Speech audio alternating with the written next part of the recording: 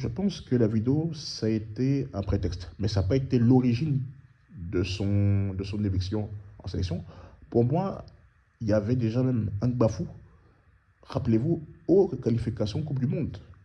Donc voilà, où il n'avait pas été moins à Franceville, où à Ibimbe, il avait raté un nombre incalculable d'occasions, et il est sorti très tôt, hein, je crois peut-être à l'heure de jeu, un truc comme ça, et il était mécontent.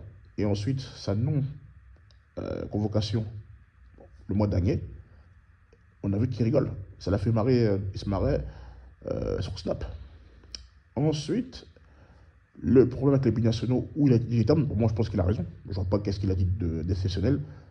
On n'a pas appris en tout cas la burkinabité d'un bon affront à travers ses dires. Il n'a pas lancé un scoop, il n'a pas lancé.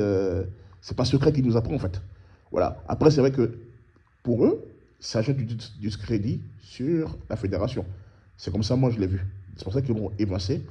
Oui, il ne faut pas qu'on fasse les égaux de certains binationaux refoulés. De toute façon, les binationaux refoulés, il y en a n'importe où en Afrique. C'est pas seulement en Côte d'Ivoire, mais bon, bref. Mais il faut reconnaître qu'à bon enfant, c'est un opportuniste. Après, j'ai vu un article de l'équipe qui disait, oui, son arrière-grand-mère, côté maternel, était ivoirienne. Donc, voilà. Mais après, pour moi, ça, tout ça, c'est... Bon, on appelle ça de l'habillage. Après, chacun fera son avis. Mais il ne faut pas essayer de tomber aussi dans l'abus. Pépé, c'est pas non plus Gervinho Prime. Voilà. Pépé, il n'a pas de de référence. Même là, si je demande à quelqu'un de me donner 10 matchs de référence de Nicolas Pépé en sélection, vous allez commencer à bégayer. Donc voilà.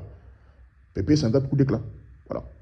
C'est vrai que quand on a éliminé l'Algérie, qui était champion de titre à la CAN 2021, et le Sénégal qui était champion de titre à la CAN 2023, Pépé il s'est mis au niveau. Donc c'est un mec de coup d'éclat. Mais c'est pas quelqu'un qui peut être constant sur un tournant. Voilà. Pépé, c'est pas l'homme providentiel de la Côte d'Ivoire. Enfin, il faut arrêter de toujours dire ah, quand il n'est pas là, on n'est pas terre. Non. Pour moi, les plus grandes pertes, c'est peut-être Simon Dega, puisque c'est notre meilleur passeur. Et pour moi, c'est celui qui s'est imposé depuis le départ de Javier Kalumio. Lui, c'est une grande perte. Mais Pépé et Isa, si, ils ont pas fait grand-chose en sélection. Il faut qu'on se dise la vérité. Parce que si c'était le cas, ils étaient vraiment aussi indiscutables. Des mecs comme Max Gradel, que je trouve surcoté, et je trouve que c'est un genre moyen, ça c'est mon avis, n'allait pas durer autant en sélection, quoi. Voilà, on parle d'un mec comme Nicolas Pépé, qui a été remplaçant lors de la demi-finale contre l'ADC et de la finale contre le Nigeria. Donc, à un moment donné, si tu as un joueur incontournable, bah, tu n'es pas sur le banc à ce moment précis de la compétition. Donc, doucement aussi. Oui, c'est un joueur de qualité, on aurait aimé qu'il soit là, mais s'il n'était pas là, on fera ça.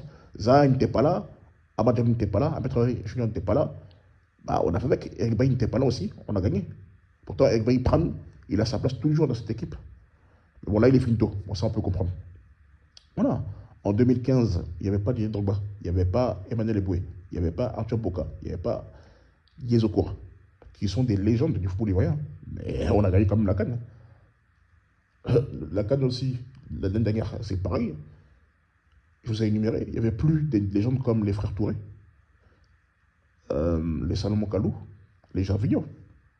Pour citer que cela. Mais on a quand même gagné. La Côte d'Ivoire, c'est une terre de talent. On va jamais manquer de talent. Donc voilà. Donc on doit être tous derrière les éléphants. C'est vrai que pour moi, celui qui m'inquiète, c'est Emers Faye. Pour moi, qui est un coach qui n'a pas le niveau, qui a beaucoup de baraka. Donc voilà. Mais après, il ne faut pas nous vendre aussi la peur. On ne va pas affronter non plus l'Argentine, le Brésil, la France et l'Espagne. Voilà. Les équipes africaines, ce n'est pas des foudres de guerre. Moi, je regardais un petit peu les effectifs. Même avec un effectif amoindri, on met à l'amende 3 quarts des pays africains. Voilà. Je ne suis pas sur ça. Ça, c'est. Voilà. D'ailleurs, regardez l'effectif, le 11 que je propose pour la CAN. Après, peut-être qu'au Mozambique, on mettra peut-être Guéladoué pour démarrer et Kosonou. Mais dans les gros matchs, voilà le 11 que je vois. Parce que là, la CAN qui arrive, c'est du haut niveau. Il faudra quand même avoir beaucoup d'expérience. Et puis, on ne gagne pas la CAN de l'effectif. Hein, sinon, on ne gagnait pas les CAN en 2015 et 2023, sans côté 92. Parce qu'on n'était pas les meilleures équipes, sous papier. Voilà. Si la CAN se gagnait à l'effectif, je pense qu'entre 2006 et 2013, on a au moins 3 CAN. 2006, on doit la prendre. 2012, pareil. Et 2013, ça aurait été le doublé. Donc voilà. Donc arrêtons aussi d'être dans l'abus.